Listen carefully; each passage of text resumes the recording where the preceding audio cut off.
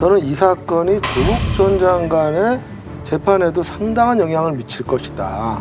그렇다면 결국은 조 전 장관이 정경심 교수하고 공모해서 어떠한 문서 표창장이라든가 이런 거를 위조했다고 법원에서 볼 가능성이 매우 크지 않냐.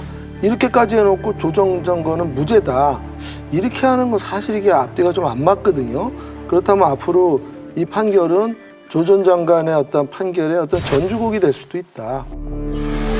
지난해 9월 조국 당시 법무부 장관의 집이 압수수색을 받던 날 저희 아이는 공익인권법센터에서 인턴을 했고 센터로부터 증명서를 발급받았습니다. 사흘 뒤 국회에서도 허위 인턴 의혹을 부인합니다.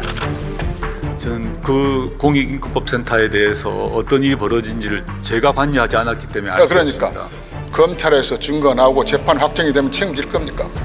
저는 그런 일이 발생하지 않을 것이라고 확신하고 있습니다. 그러니까 1심 판결문에 따르면 거짓이었습니다.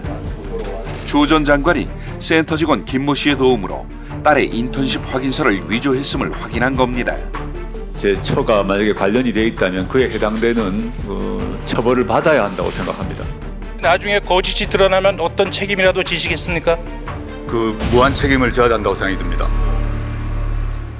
사실 공법학회 인턴의 경우에는 우리가 그동안에 굉장히 많이 논란이 됐던 것 중에 하나가 그 한 학생이 CCTV에 잡힌 그 얼굴을 가지고 굉장히 논란이 많지 않았습니까? 근데 그 부분도 이제 클리어가 됐어요. 지난 2009년 5월 15일 서울대 공익인권법센터 심포지움 동영상입니다. 한 학생의 옆모습을 두고 정경심 교수 측은 이 학생이 딸이고 그 옆에는 동창 장모 씨라고 주장해왔습니다. 하지만 증언은 엇갈렸습니다. 동창 장모 씨는 법정에서 조 전 장관 딸은 참석하지 않았고 영상 속 여학생과 얼굴이 다르다고 했고 다른 참석자도 조 전 장관 딸을 본 적이 없다고 했습니다. 하지만 당시 사무국장으로 일했던 김모 씨는 조 씨가 긴 머리에 뿔테 안경을 쓰고 있었던 걸 본 적이 있다고 했습니다.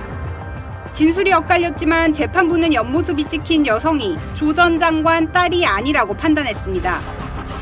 사실 그 CCTV 화면을 가지고 참가했다라고 조국 전 장관 측에서는 계속 주장해 오지 않았습니까? 그런데 사실 알고 보니까 공법학회의 회의장에는 가지 않았고 중간에 와서 뒤풀이에 갔다.